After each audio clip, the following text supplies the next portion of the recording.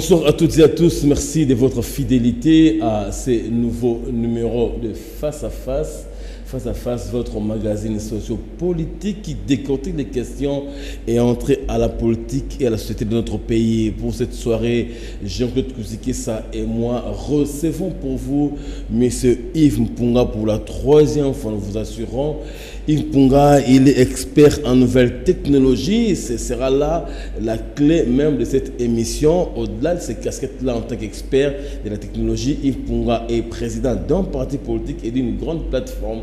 Son parti politique, c'est la LCM, Lutte pour un Congo moderne. Il est à la tête d'une plateforme politique également, le PFP. La PFP, la première force politique qui va, nous vous le concédons, prendra part au jeu électoral à venir. Mais pour Yves Mpunga, cette prise de position par rapport à l'élection a des préalables. Yves Mpunga est contre la machine à voter, mais il donne des solutions idoines, des solutions palliatives pour que la machine, s'il faut l'employer demain, soit fiable et viable pour les Congolais afin que l'élection soit une période idoine. Bonsoir, M. Yves Mpunga. Bonsoir, M. Jean-Claude. L'honneur est pour Jean-Claude et moi de vous avoir pour sur ce plateau pour que nous reparlions Congo à travers cette question épineuse de la machine à voter. Mais bien avant cela, Jean-Claude, Yves Mpunga revient à la charge, cette fois-ci pour une question importante, une question d'actualité, une question qui déchire même l'espace politique congolais. On ne veut plus s'entendre, on ne se comprend plus, on ne s'entend plus parce que la machine à voter est devenue un goulot d'étranglement dans le processus électoral du Congo. Oui, Jean-Pierre, vous l'avez dit, la machine à voter devient cette goutte d'eau qui fait déborder le vase qui est déjà assez rempli. Eh bien, tout le monde en parle, mais tout le monde n'en veut pas. En tout cas, dans une large majorité dans l'opinion congolaise, cette machine fait peur. Mais Yves Mpunga, il y a 48 heures, a annoncé qu'il a la solution pour justement sauver cette machine-là, alors que d'aucuns parlent d'une machine à tricher. Yves Mpunga prétend avoir la solution pour que cette machine cesse d'être une machine à tricher, mais que ce soit plutôt une machine réellement à voter avec toute la sécurité qu'il faut. Bonsoir, M. Yves Mpunga. Bonsoir, monsieur. Bonsoir, d'ailleurs, nous vous recevons ici, je le dis à plusieurs titres, mais le principal, c'est que vous êtes expert en nouvelles technologies. Vous parlez de la machine à voter. Selon vous, donc là, vous taclez Corona Inanga. Cette machine doit-elle exister, oui ou non? Vous savez, monsieur Jean-Pierre, la machine à voter doit exister quand nous passons vers le numérique, la révolution de la modernité. Tout le monde en parle, il y a des slogans. Les Congolais ont entendu parler de la modernisation, de la modernité. Les gens emploient en mal ce terme. Vous savez, je suis consultant d'entreprise à Atlante américaine où on est spécialisé en biométrique et aux élections. Je suis expert en nouvelles technologies, ça veut dire programmeur en sécurité Internet. Donc mon temps libre, je passe en créant des logiciels. Là, c'est mon temps libre. Lorsque la CENI présente à la population une machine qui va gérer sa destinée, elle devait premièrement présenter un cahier de charges qu'on appelle des documents. Le premier document, c'est de sécurité. Comment la machine fonctionne, quels sont les processus. Vous savez, le fait d'aller devant la machine à voter, tu vois, vous avez tout le monde parle là-bas à la CENI en train de tester la machine. Elle est bonne. Ah, c'est si on va mettre dans toutes les communes. Ça, ce n'est pas la solution. On est en train d'aller en arrière. Nous reculons encore. Parce que une machine, premièrement, pour garantir une sécurité, on donne les spécifications. Comment la machine va fonctionner. D'autres disent, à la télé, ils disent que c'est une imprimante, elle n'est pas une machine. D'autres disent machine à voter. Bon, alors on va y arriver, c'est pas mal les gros de l'émission. Mais oui, pour vous, aujourd'hui, la machine doit-elle exister, oui ou non? Dans la forme telle que Made in Nanga. La machine c'est un dilemme. Elle ne devait pas exister, elle peut exister. Vous savez pourquoi elle peut exister? Moi, je vais vous commencer à pourquoi elle peut exister. Vous savez, le Congo est grand. Il n'y a pas de route. Vous savez, quand vous allez à l'équateur, vous voulez aller à Ingende, 500-600 km, mais il n'y a pas de route. On ne sait pas comment arriver. Alors, lorsqu'on trouve, pour pallier à ce problème de communication, des voies de communication, on peut utiliser la technologie. L'Internet et la révolution technologique peuvent entrer en action. Ça veut dire qu'on monte des structures pour recevoir le vote et envoyer au temps réel à la CENI. Ça, c'est une des solutions. Elle pouvait exister. Si elle était bien faite, si elle une solution qui pouvait vraiment aider, elle pouvait exister. Mais de la façon dont on nous la présente, sous beaucoup de dimensions de la même machine, alors je vous dis que même moi, en tant qu'acteur politique et expert en nouvelles technologies, mais j'ai peur, je me dis, ben écoutez, c'est comme si vous donnez un ordinateur à un enfant qui ne sait pas écrire et vous dites, alors écrivez. L'enfant va écrire ce qu'il va, c'est ce qu'il veut.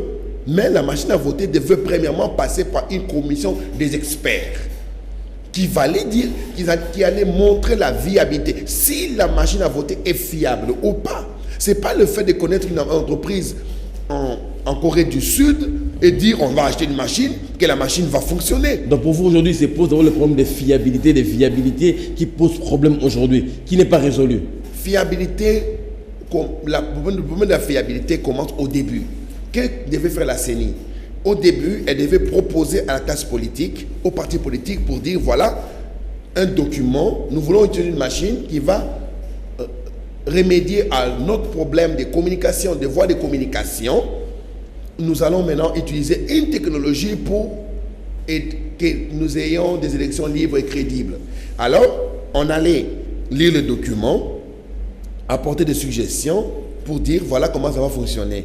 Et puis, qui devait présenter ce document à la presse? Ce ne serait pas le président de la CENI.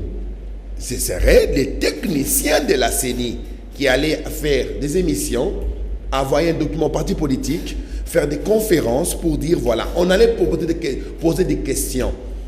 Comment la machine fonctionne? Si c'est une imprimante, vous savez, en nouvelle technologie, je vais vous donner un peu des pistes pour que vous compreniez vous-même. Et chers téléspectateurs, en nouvelle technologie, lorsque vous avez un équipement qui fait le traitement de données, on n'appelle plus une imprimante. Une imprimante, c'est une machine, un dispositif connecté à un ordinateur va envoyer les informations désirées, voulues. Déjà traitées. Déjà traitées. Vous avez Word, Excel, Access, tout ce que vous voulez, les logiciels. Vous dites, vous envoyez des ordres, imprimez. L'imprimante exécute. Ou vous avez un flash disk, vous allez là-bas à l'imprimante, vous imprimez. Alors, lorsque une imprimante reçoit un bulletin de vote, vous demande quel est votre candidat pour l'élection présidentielle, vous choisissez, elle traite la machine. Candidat pour la députation nationale, provinciale, à la fin, elle traite l'information et vous donne un bout. Alors je m'excuse, monsieur de la CENI, chef technicien, utilisez notre terme. Ce n'est plus une imprimante, c'est un ordinateur. C'est une machine réelle. Une machine. D'ailleurs, on ne dirait pas une machine à voter, un ordinateur pour faciliter le processus électoral. Ou on dirait encore ordinateur, élection assistée par ordinateur. Vous voyez les termes qu'on devait utiliser? Élection assistée par ordinateur. Alors là, maintenant, on allait tester l'ordinateur. Quelle est sa configuration? Parce que, vous voyez le logiciel que la CENI présente, quand vous choisissez, c'est un logiciel conçu. Et une imprimante ne peut pas avoir un disque dur où on installer un logiciel. C'est une aberration.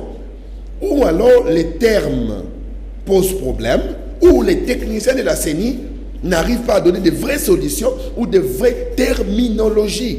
Alors, vous avez-vous déjà vu au monde un ordinateur où on peut installer un logiciel? Mais c'est pas une imprimante où on peut installer un logiciel. Mais c'est impossible. Alors, on peut, lorsqu'il y a traitement automatique des données, qui est même la définition de l'informatique, la science de traitement automatique des données. Cette machine-là, elle traite automatiquement les données des élections. Alors, on devait changer élection assistée par ordinateur. Lorsqu'on arrive maintenant à élection assistée par ordinateur, la première des choses à faire, c'est tester, vérifier les codes sources du logiciel. Les codes sources. Qui l'a conçu? Comment allons-nous choisir quelqu'un? Et comment s'est fait le choix ou la sélection des candidats? Le logiciel devait être, nous, experts, avec des partis politiques, on devait dire à la CENI, donnez-nous le code source de ce programme. On allait les lire pour savoir ici. Alors, on prendrait le même code source, on allait le tester dans une autre machine. Il y a des préalables. Lorsque, vous savez, vous me dites que la CENI a demandé aux chaînes, à la population congolaise, existait une personne pour aider, pour contester. Non, moi je dirais, je suis professeur en nouvelles technologies. C'est pour cela que je n'ai pas voulu parler. Je disais, bon, ça c'est pas de mon niveau, je n'aimerais pas entrer dans la danse où je sais que la personne qui parle n'a pas mon niveau en technologie. Je suis venu en ce moment dans les conférences de presse, des documents, pour que la CENI ne nous amène pas en bateau. La CENI ne peut pas, nous, partis politiques, l'opposition ou le pouvoir, nous voulons aller aux élections. Vous savez, je suis vraiment triste avec nos partis politiques qui sont en train de condamner la machine. On ne condamne pas. On appelle les experts pour dire voici et voici. Ce sont les questions que moi, je vais poser à la CENI. Je vous laisse la parole pour que le débat soit très bien. Monsieur Punga, c'est bien. En liminaire, ce que vous avez déjà dit cadre bien le dossier. Je m'aimerais, avant d'aller un peu plus loin, vous demander seulement par curiosité, lorsque tous ces préalables ne sont pas respectés, parce que vous venez de démontrer ici que cette machine n'est pas une imprimante, mais c'est plutôt un ordinateur, et que même le concept machine à voter devait plutôt être modifié en élection assistée par ordinateur. C'est très intéressant. Maintenant, quand tous ces préalables, toutes ces précautions n'ont pas été prises, à votre niveau, qu'est-ce que cela traduit de la part de la CENI? Comment vous interprétez le fait que la CENI n'a pas pris toutes ces précautions, n'a pas tenu compte de tous ces préalables? Par exemple, vous donnez les codes sources des logiciels, préparer une population déjà a priori analphabète, à la pratique d'une informatique, il faut dire que c'est de haut niveau quand même. Ok. Ça se traduit quoi de la part de ça veut dire que lorsque la CENI impose, je dis bien impose, à la population parti politique une machine à voter, cela veut dire quoi? C'est à la CENI de répondre. Mais moi, je veux maintenant vous répondre. Justement. En tant qu'expert et consultant, lorsque nous arrivons aux élections, nous avons 6 dimensions de tricherie ou de fraude. Je ne dis pas que la CENI veut frauder, mais je vous donne en tant qu'expert les 6 dimensions. Vous soupçonnez quand même quelque part que mais bien il y a anguille sous roche. Mais lorsqu'on ne présente pas les conditions sécuritaires, voilà. On ne dit pas voici le cahier de charges, la machine a été conçue, le logiciel a été utilisé. Alors moi je me dis, même moi je n'irai pas aux élections avec cette machine si elle n'est pas modifiée. Je ne pourrais pas aller aux élections. Je sais que j'ai perdu d'avance. Moi, je sais que comme j'ai perdu d'avance, je ne vais pas aller. C'est pour ça que vous avez vu de la députation provinciale, je n'ai pas déposé nos candidats. Je dis à la plateforme, je dis, on n'ira pas jusqu'à ce qu'on ait une solution avec la machine. Oui, alors vous disiez les gens luttent par rapport aux 6 niveaux. Aux 6 niveaux. Risque de fraude éventuelle. Éventuelle. Moi, je ne dis pas que... Voilà, je vais vous expliquer. Lorsque nous avons des élections dans un pays ou dans une structure, la première des choses à faire, c'est le bulletin de vote. La sécurité du bulletin de vote. Vous savez, les partis politiques sont en train de parler de la machine. Avant la machine, on a l'amont et l'aval. Le bulletin de vote, qui va l'imprimer? Qui imprime? quelles sont les caractéristiques du bulletin de vote qui fera qu'il y ait sécurité pour que personne ne puisse le cloner, le bulletin de vote. Je peux aussi avoir une imprimerie et j'imprime le même bulletin. Je vais aussi fabriquer la même machine ou avoir les codes de la même machine pour imprimer mes bulletins de vote à la maison. Je peux le faire. Ça veut dire quoi? Le bulletin de vote, premièrement, la CENI devait nous dire, à nous, partis politiques et plateformes et populations, qui imprime, quelle imprimerie va imprimer les bulletins de vote. Alors, lorsqu'elle nous répond, l'imprimerie c'est A ou B, alors maintenant nous allons faire ceci. Nous allons voir la même imprimerie. Quelles sont les caractéristiques de sécurité qui vont faire que la machine à voter puisse reconnaître seulement ces bulletins-là, pas le bulletin qui viendront d'autres lieux ou d'autres imprimeries. Donc ce bulletin de vote, l'imprimerie déjà on devait avoir une commission parlementaire et une commission des partis politiques et plateformes pour investir, pour être là. Et elles doivent être là pendant 6 mois à l'imprimerie pour voir les opérations qu'on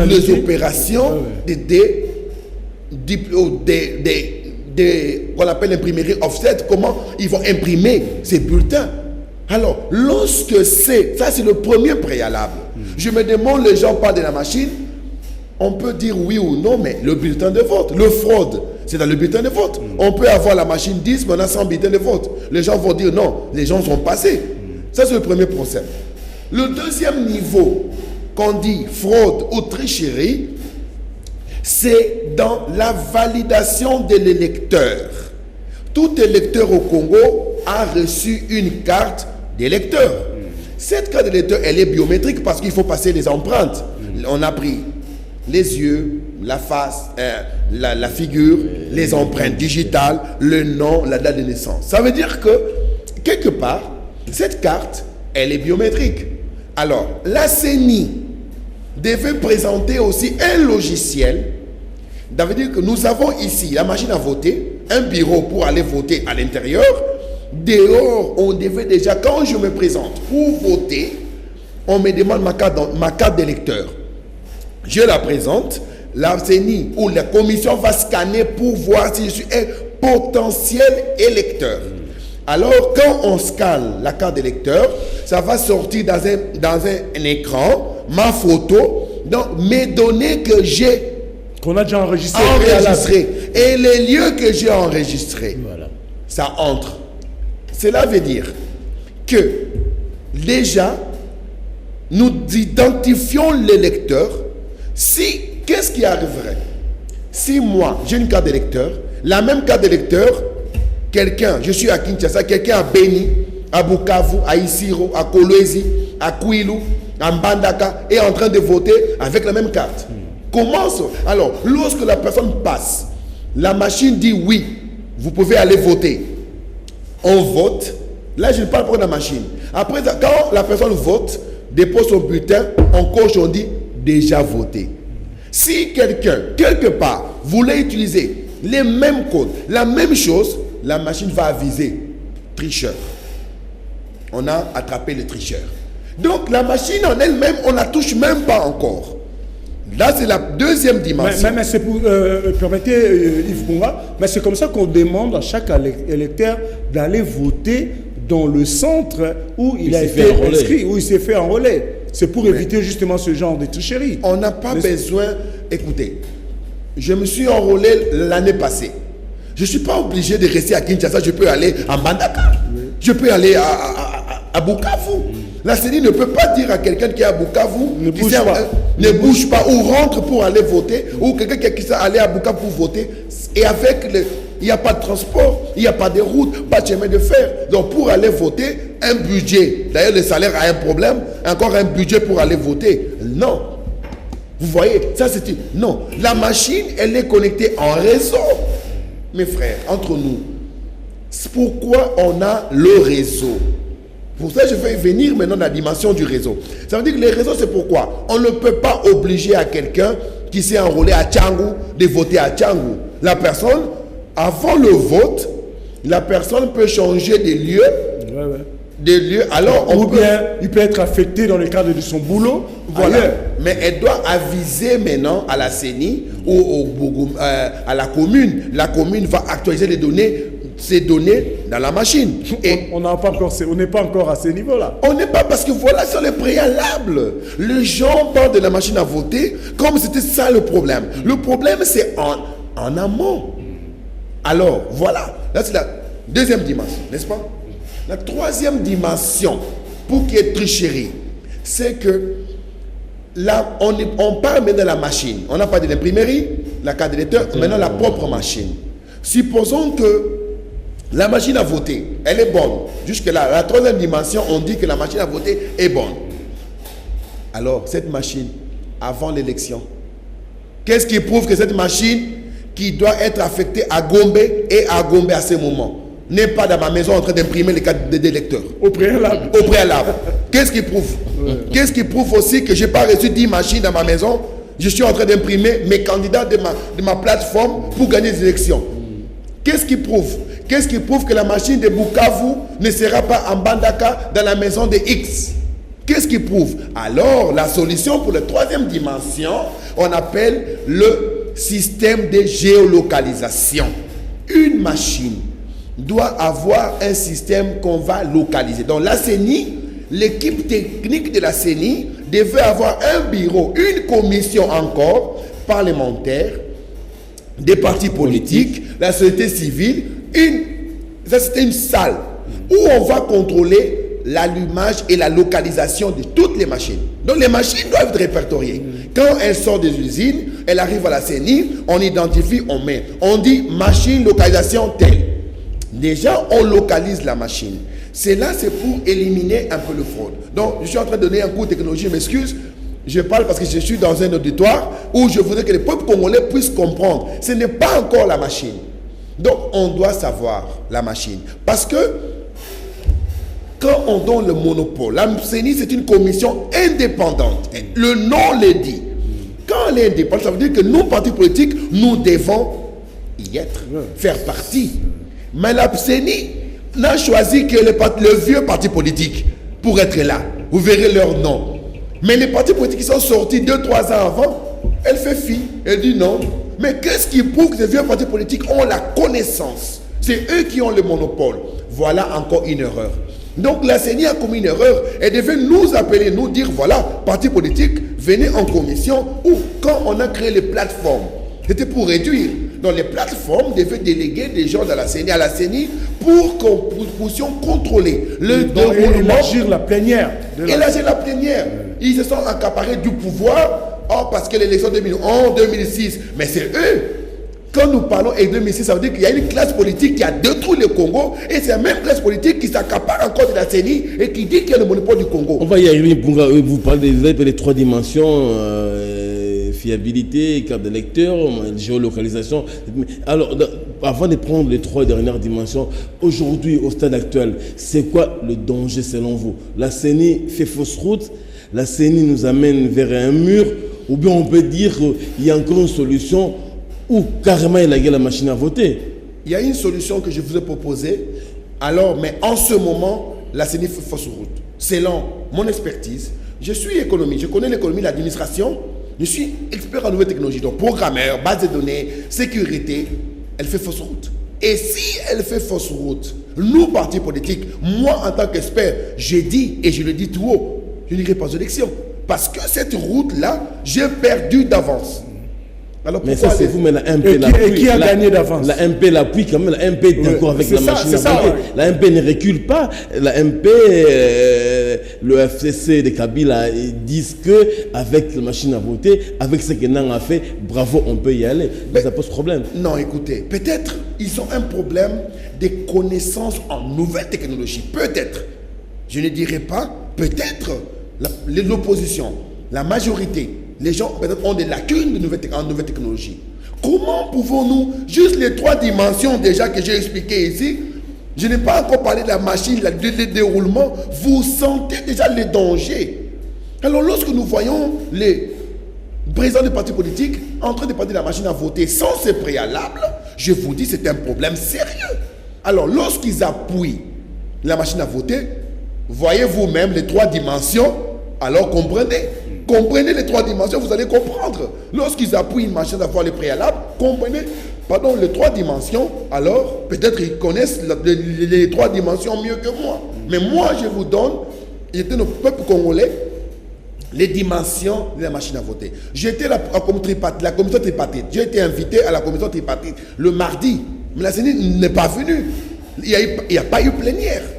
J'ai été invité comme expert pour dire à la CENI, poser à la CENI ces questions, les 6 questions, les 6 dimensions. Je devais la poser à la plénière de mardi, en face avec Corneille Nangaa, avec son équipe. Voilà, démontrez-moi. S'ils n'ont jamais vu des experts, il est là l'expert. Le Congo a formé ses fils et filles en nouvelles technologies. Personne ne peut nous dire qu'une commission indépendante a le monopole des élections. Elle est indépendante. Alors, les 3 dimensions, vous voyez vous-même. À vous la parole, cher Génaï. Mais c'est pour vous voyez les 3 dimensions, vous êtes arrêté à la géolocalisation. La 4e, elle fait face à quoi? Et quelle est son importance, son impact, son influence pour que, comme vous l'avez dit, que la machine à voter soit fiabilisée? Déjà là, ça pose problème. Les partis politiques n'en veulent pas. Vous dites on peut la fiabiliser. Là aussi, il y a aussi un autre paradoxe. Il y a des gens qui n'en veulent pas du tout, mais vous dites on peut la fiabiliser. Ça pose des problèmes par rapport aux autres acteurs politiques? Non, les autres acteurs politiques devaient nous consulter, devaient parler avec les experts, pas l'OIF. Les gens ont recours à l'international quand nous, on a travaillé dans l'international. Quand vous m'envoyez quelqu'un qui vient de terminer les universités, 2 ans d'université, moi j'ai 18 ans d'expérience en nouvelles technologies. 18 ans d'expérience en nouvelles technologies. Alors, quand je vois un expert de l'OIF qui a 3 ans, 2 ans d'expérience, dans son pays, moi je suis expert et chercheur. La même personne vient ici pour dire, mais c'est une aberration. Alors, la 4e dimension, c'est quoi la 4e dimension? Elle va de pair, la 4e dimension a 2 volets. La machine à voter, on doit savoir, quand on dit qu'on devait savoir quand c'est allumé, c'est pas allumé. La machine à voter, elle devait être contrôlée dans la commission de la CENI avec le parti politique de la société civile. On devait commencer maintenant on devait contrôler sa mise en exécution. Quand est-ce que la machine devait être vide, vierge? Alors, toute opération que la machine va faire doit avoir un bureau qui contrôle l'opération de la machine. Ça veut dire quoi? Comme un monitoring. Voilà. C'est pour dire, la machine ne pourra être utilisée que le jour des élections. Les élections, comme on est ici à Kinshasa, Lubumbashi, les élections commencent à 8h, ici il est 7h. On ne verra que les machines de Lubumbashi en train de fonctionner, pas de Kinshasa. Ça veut dire que c'est un logiciel qui va contrôler le mouvement des machines à voter. C'est-à-dire l'allumage. Quand on allume la machine, on sait voir le déroulement. Et quand on éteint la machine, on sait que la machine est éteinte. Qu'est-ce qui prouve, M. Jean-Claude Jampi, les élections terminent, qu'une personne X prend la machine et continue aussi à voter? Parce qu'elle a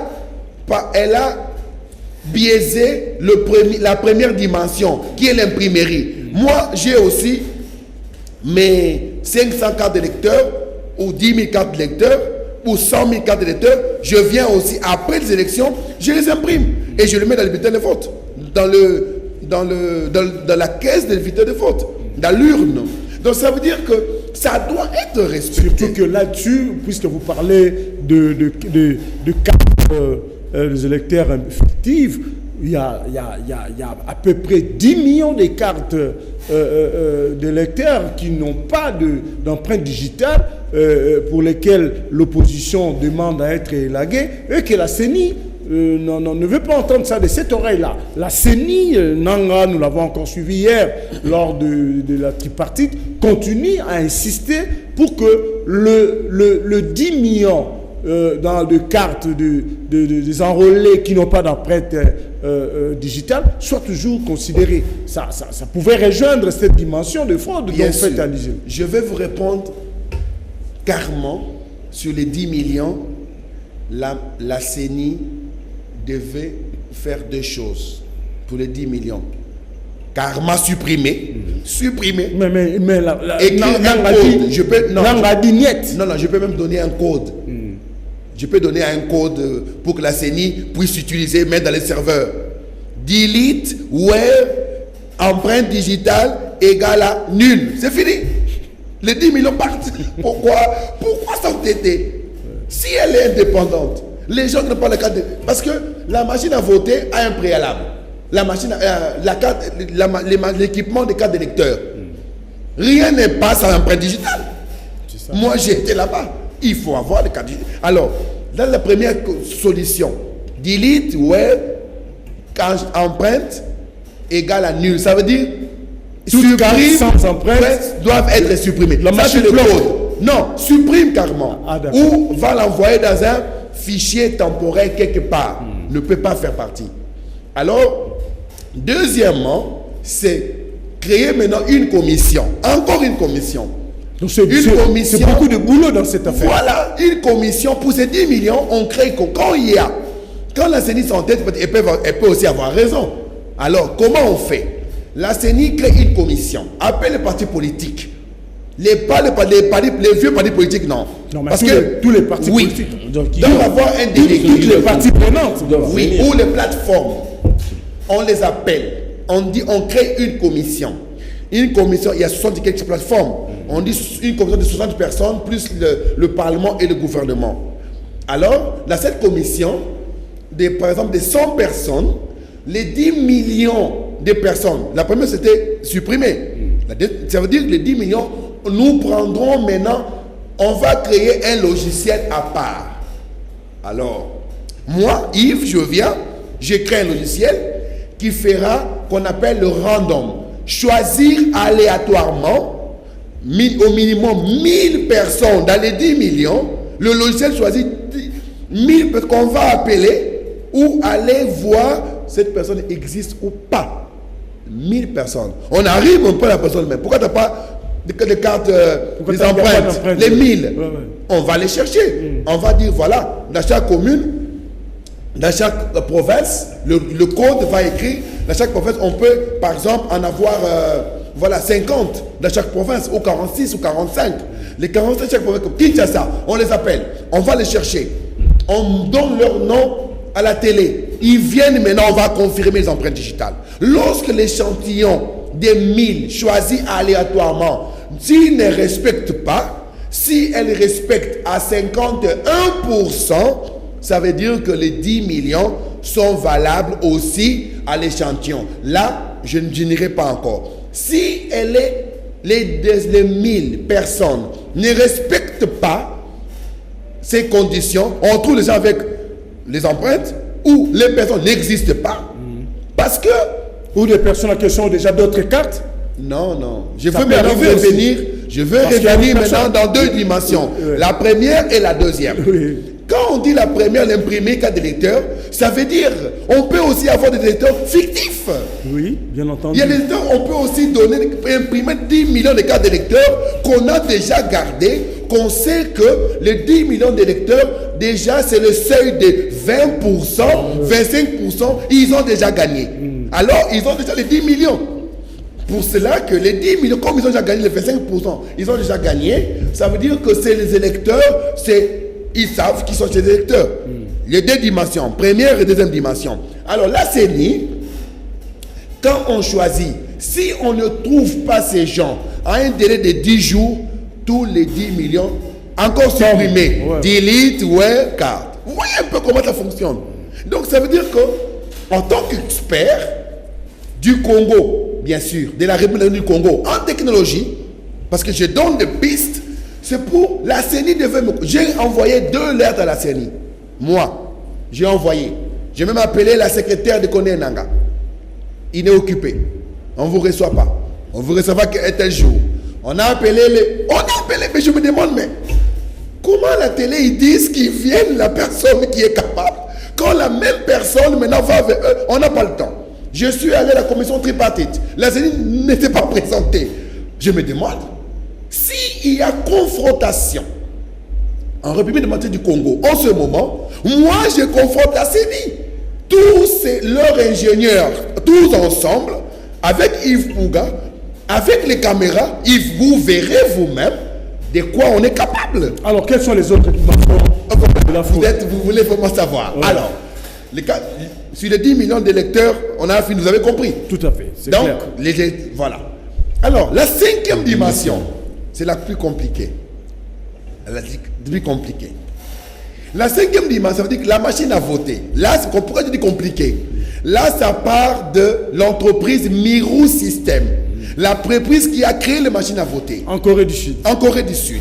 Qu'est-ce qui prouve que les 100 000 machines qu'on va recevoir, on ne recevra que 100 000? Qu'est-ce qui prouve qu'il n'y a pas 200 000? 150 000. On peut aussi dire, voilà, 100 000. Et les 50 000 machines, mais aussi, sont nos machines à nous. Pour résoudre le problème, maintenant, on arrive dans ce point-là de la 5e dimension, on travaille avec la première, la 2e et la 4e qui est...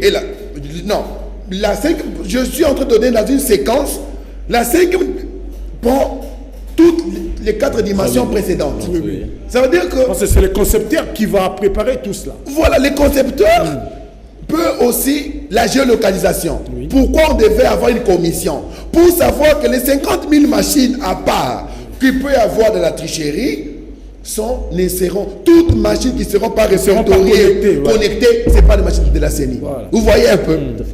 Donc c'est ça les partis politiques. C'est ça l'importance de la création d'un réseau. Parce qu'on saura combien de machines sont connectées au réseau. Et toutes les autres qui ne concernent pas les élections, une fois connectées, eh bien le réseau les bloque, par exemple. Vous avez compris. Tout cela n'est pas fait aujourd'hui. Nous sommes au mois de juillet, mais c'est un problème de timing. Vous avez dit dans votre document que l'implémentation pourrait nous coûter 5 mois. Nous sommes au mois de juillet. On n'a pas terminé avec le dépôt des candidatures. La machine à voter, on n'en parle presque pas. Et dans votre document, je vais enchaîner pour vous dire que vous proposez une bagatelle somme d'au moins 30 millions de dollars pour la même opération. Et l'État qui dit qu'il ne sera pas financé toutes ces opérations-là, on va arriver où? Le temps, l'argent, ça pourrait que la solution Punga ne passe pas. Je veux terminer la 6e dimension. Après, je veux vous répondre. Absolument. Vous avez toutes ces dimensions, écrivez-le dans vos journaux, mettez-le, donnez-le au peuple, aux partis politiques, qu'on ne puisse pas réclamer en vain, avec des preuves. La 6e dimension... Et la dernière, c'est la dimension du réseau. Après avoir tout respecté, les 5 dimensions respectées, le vote électronique doit avoir, voilà à votre réponse, un serveur. Dans chaque circonscription électorale, le vote ne peut pas rester dans la machine. Parce que qu'est-ce qui prouve que la machine n'a pas un code aussi pour dupliquer? Qu'est-ce qui prouve que si je votais Jean-Pierre, je recevrai Jean-Claude? Ou vous votez Yves, vous recevez. Ça veut dire que le donné de la machine à voter, qui n'est pas une imprimante, qui va aider, assister les élections par ordinateur, alors devait avoir dans chaque circonscription électorale, on devait avoir un réseau. Quand une personne vote, les données ne restent pas dans la machine, vont dans un serveur. Et les serveurs doivent être reliés aussi, la commission encore de la CENI, pour suivre les élections en temps réel.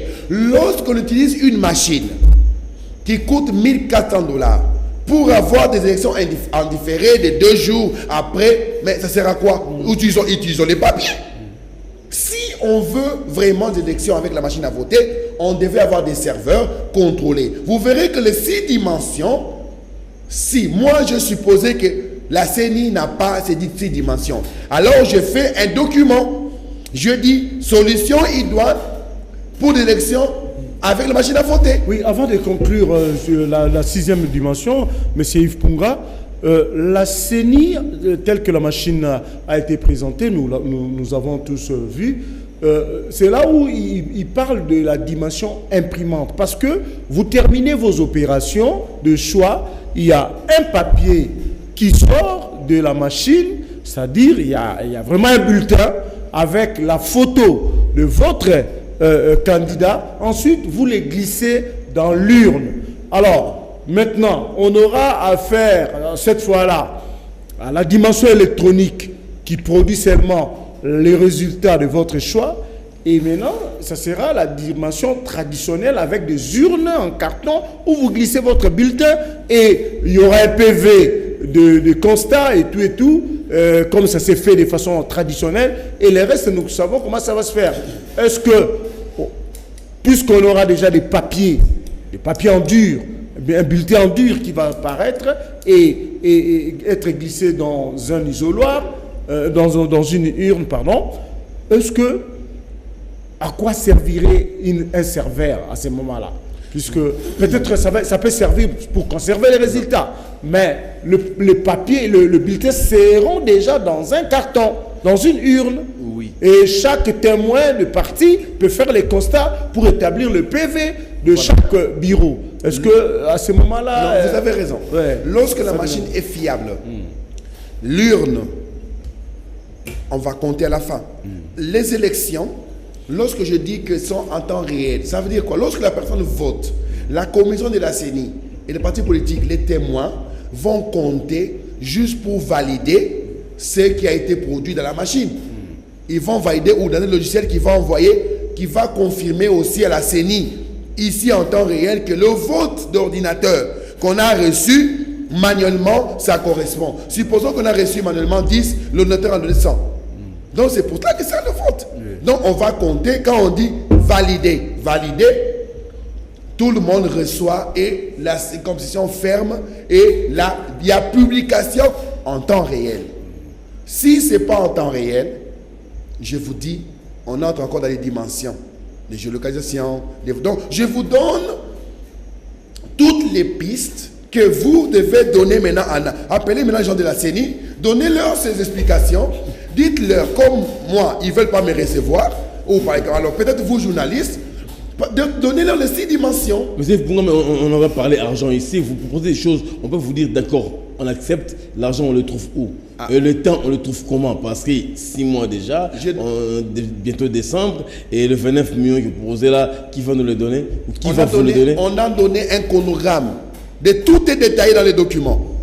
La CENI a ces documents que vous avez. Tout est détaillé. Le timing, on commence en juillet, on termine en décembre, il y a élection. Tout est là. La solution prévoit 29 180 000 dollars. Où le trouver? Cette solution, c'est pour, premièrement, embaucher 2730 personnes au Congo.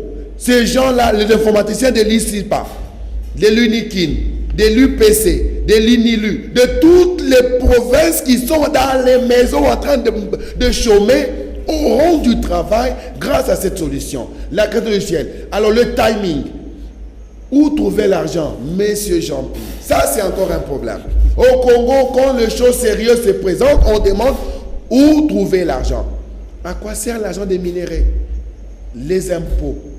L'argent que nous récoltons dans le paiement de l'eau, l'électricité. D'où provient? Je vous dis que ne dites pas au Grand Congo qui parle. Alors, je vous demande, quand ils disent la révolution de la modernité, d'où viendra l'argent? Donc, il y a argent que les élections sont capitales. C'est pour la survie et la vie du Congo. Comment pouvons-nous poser la question d'où viendra l'argent quand c'est des élections? Lorsque nous voulons construire beaucoup de choses, inaugurer, il y a l'argent. Ça, je vous dis qu'il y aura solution. S'il n'y a pas d'argent, pourquoi il y a l'Union européenne, la Banque mondiale et tout ce que nous avons? Si on n'a pas d'argent, le gouvernement a dit pour ces élections, l'Union européenne, la mondiale, il faut oublier, il va faire ça en solo. Mais pourquoi? Pas ces gens-là.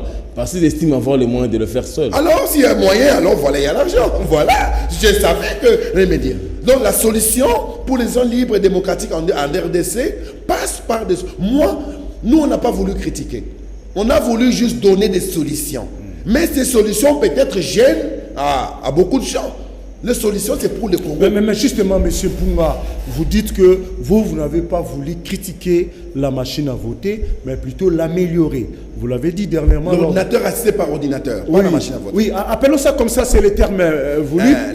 Vous êtes expert, je respecte votre nomenclature, mais pour faire clair, pour faire vraiment corps avec l'opinion publique, cette machine, vous proposez la solution de l'améliorer, de la transformer avec toute la sécurité. Mais maintenant, vos compères, surtout ceux de l'opposition, donc vous êtes plutôt un centriste, vous l'avez dit, mais centriste, pas les centres de l'autre. Non. Un centrisme, rien à voir. Un centrisme, je dirais, bien pensé. Ça n'est pas le problème. Maintenant, tous ceux qui boudent la machine, qui n'en veulent pas, lorsqu'ils vous écoutent parler de la machine et vouloir l'améliorer, vous pensez que vous allez accorder vos violons? Parce que pour la majorité, la grande majorité de l'opposition, pour l'opposition dans sa grande majorité, cette affaire ne doit pas exister. Il faut l'écarter automatiquement. Voilà, l'améliorer, la fiabiliser, la rendre propre. Ça ne rend pas votre projet, votre volonté d'aider facile. Ça ne rend pas facile les choses pour vous. L'histoire va nous interpeller. La politique de la chaise vide ou des critiques, elle est révolue. Mais comment allons-nous en 2018 encore faire une politique des critiques sans preuve? Quand il y a thèse, il y a antithèse. Lorsque quelqu'un propose quelque chose, mais donnez des arguments. Lorsque vous voulez vous cacher derrière la loi, mais la CENI, elle est là.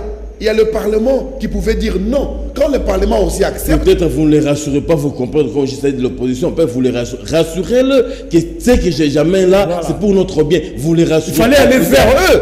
Vous ne les rassurez pas, mais c'est oui. Il faut, peut-être c'est une solution importante, eux pour vous et pour eux, mais ils ne vous comprennent pas. Rassurez-le quand même. Lorsqu'ils auront compris les 6 dimensions, ils auront compris que c'est sérieux. Le problème de la machine à voter est très sérieux.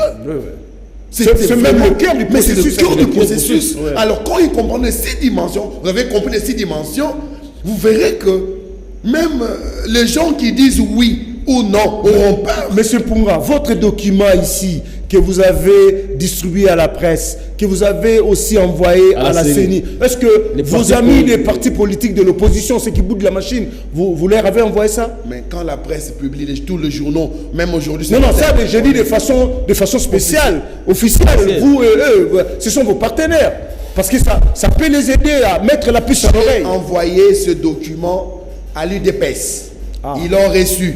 J'ai reçu. Qu'est-ce qu'ils disent? Eh ben oui. Vous savez, les gens sont figés. Ils ont une politique ancienne, de la vieille école. Quand vous demandez à un expert de vous expliquer la mathématique, au lieu de faire des fautes de mathématiques, c'est ce que moi j'ai appris. Mais les gens, je l'ai envoyé au parti politique. Je peux vous citer les noms. Mais qu'est-ce qu'ils font? Au lieu de voir, quand ils voient la machine à voter, mais je voulais juste leur donner des arguments. Ils savent pourquoi ils ne veulent pas de documents. Et ils vont là, mais quand la CENI veut les votes, quand ils déposent leur candidature aussi, parce qu'ils acceptent la machine. Alors comprenez vous-même. Les 6 dimensions, ils les savent aussi. Les 6 dimensions. Parce que lorsque vous venez, vous avez les 6 dimensions. Moi, si je voulais faire partie, je veux aussi dire, voilà, donnez-moi aussi peut-être je veux la solution, la première dimension. Donc, ça veut dire. Alors, qu'est-ce que ça vous fait? Les gens qui boudent la machine se sont déjà fait enrôler. Ils ont fait enregistrer leur candidature. Voilà. Vous acceptez la machine, mais améliorée, vous ne voulez pas déposer les candidatures. Parce que vous interprétez ça? Nous soupçonnons ces gens-là de connaître les 6 dimensions. Moi, je les soupçonne. Donc, ils jouent le jeu de la CENI. Exactement. Alors, mais je soupçonne que ces gens-là connaissent les 6 dimensions. Mais moi qui suis expert et président d'une plateforme électorale où il y a beaucoup de partis politiques, société civile, autant de gens, je dis je ne peux pas, je pars. Et eux disent que oui.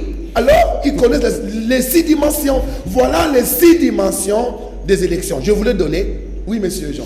Mais c'est bon, aujourd'hui, que répondez-vous à ceux qui disent que voilà un autre qui arrive, qui apporte de l'eau au moulin de Corneille Nangaa? On peut vous indexer. Si les gens n'en veulent pas, vous en voulez quand même. On peut vous indexer. Est-ce qu'il n'y a pas de connivence entre Nangaa et Mpunga? Mais je ne le connais pas. S'il n'a pas voulu me recevoir, si là où je suis, il n'est pas, alors je ne le connais pas. Comment ça peut être une mascarade, non, mais écoutez, une mascarade, j'aurais donné les 6 dimensions. Une mascarade, mais ce que j'ai donné comme dimension, là, la CENI est en train d'écouter. Ou les Coréens, qui écoutaient, ils sauront que je suis vraiment expert. Mais je vous ai dit, je travaille comme consultant d'une entreprise à Atlanta, aux États-Unis.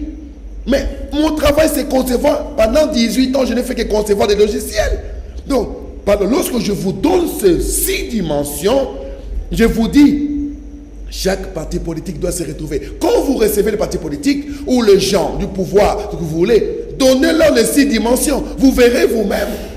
C'est les 6 dimensions qui devaient sortir aux journaux. Les journaux devaient en parler. Vous devez en parler. Et c'est ça la condition sine qua non pour les élections. Nous en parlons déjà, mais c'est Mpunga avec vous sur le plateau ici. Seulement, il nous reste 3 minutes. Aujourd'hui, Nangaa ne vous reçoit pas. La tripartite ne vous a pas assez écouté. On va aller où? Vos solutions et la façon dont la CENI est cabrée dans sa position. On va aller où? Je vous dis, en technologie, nous cherchons des solutions.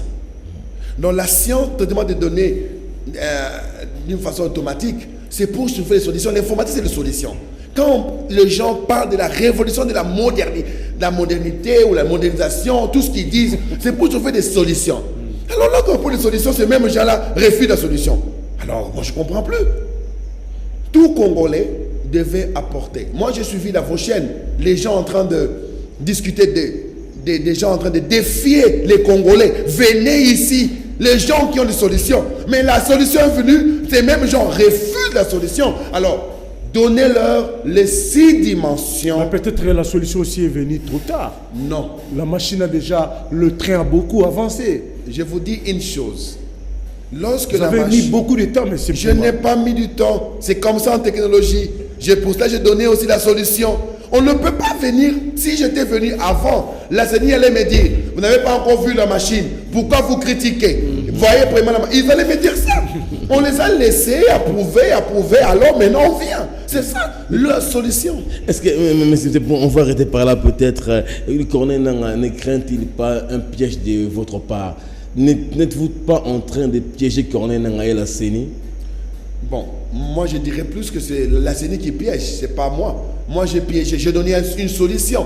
D'ailleurs, pour sauver Corneille Nangaa, pour sauver, crédibiliser son travail, une solution. Mais la solution. Mais pourquoi vous refusez-t-il, M. Corneille? Les 6 dimensions. Paradoxal. Ces 6 dimensions que nous avons parlé ne plairaient à personne. Les 6 dimensions ne plairaient à personne.